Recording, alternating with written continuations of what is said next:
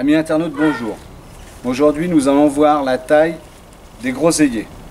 Alors, on a un arbuste comme celui-ci, en touffe, et il va falloir couper toutes les vieilles branches pour avoir de nouvelles branches. Bien sûr, là sur l'ensemble, on va facilement en couper une vingtaine. Les autres seront coupés l'année prochaine. Comme ça, les vieilles branches pour cette année vont servir de tire-sève. Ça va éviter que le végétal, si on venait à tout couper, puisse se noyer dans sa propre sève. Donc on va couper au centre et sur les côtés. Donc on va couper toutes les vieilles branches. C'est pas ce qui manque. Donc on va couper une ici. Alors on coupe bien à ras. Parce que là on veut carrément repartir sur de nouvelles pousses.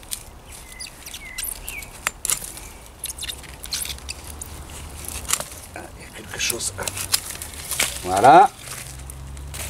Donc à partir d'ici, ou même si je coupe plus bas,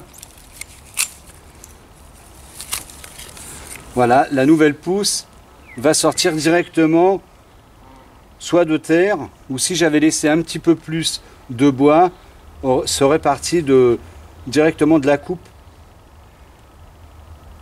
que je viens de faire. Ensuite, là, tout ce qui est enchevêtré, tout ce qui se croise, on va le couper. Car il faut que le soleil puisse rentrer à l'intérieur. Quand il pleut, que le vent puisse après sécher toutes les feuilles et les fruits pour éviter toute espèce de maladie. Donc là, on va essayer de couper le plus à ras possible.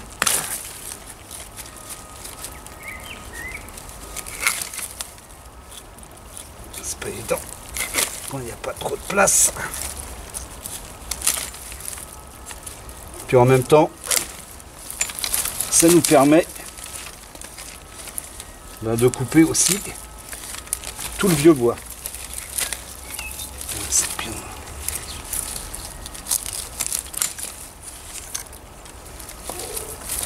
Voilà. Donc, je vais finir la taille et on se revoit une fois que j'ai tout taillé. Et je vous expliquerai pour les coursonnes. Voilà. Parti. Et voilà ce que ça donne après taille. Donc on en a supprimé quand même, je sais pas, une vingtaine de branches. Donc on voit que le végétal là est bien aéré. Et on va pouvoir après, une fois que les ramifications auront poussé, couper l'année d'après les vieilles ramifications. Voilà. Et on se revoit au moment où toutes les nouvelles ramifications auront poussé. Et voilà, alors nous voici 2 mois après la taille. Et voilà ce que ça donne. Donc on voit bien que les ramifications, les nouvelles sont parties exactement de là où on avait coupé. Donc on peut s'apercevoir qu'il est quand même plus aéré. Le port est bien plus ouvert. Voilà, et puis s'il pleut au moins, le vent va pouvoir sécher les feuilles et les fruits, ce qui va empêcher le végétal de tomber malade. Alors, là c'est un port qu'on a laissé libre. Un port libre, on coupe, on laisse pousser et on récolte.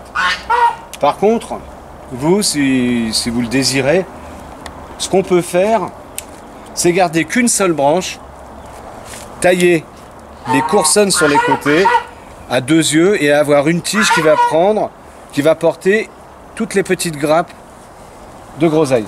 On va faire un petit exemple. Voilà. Donc là,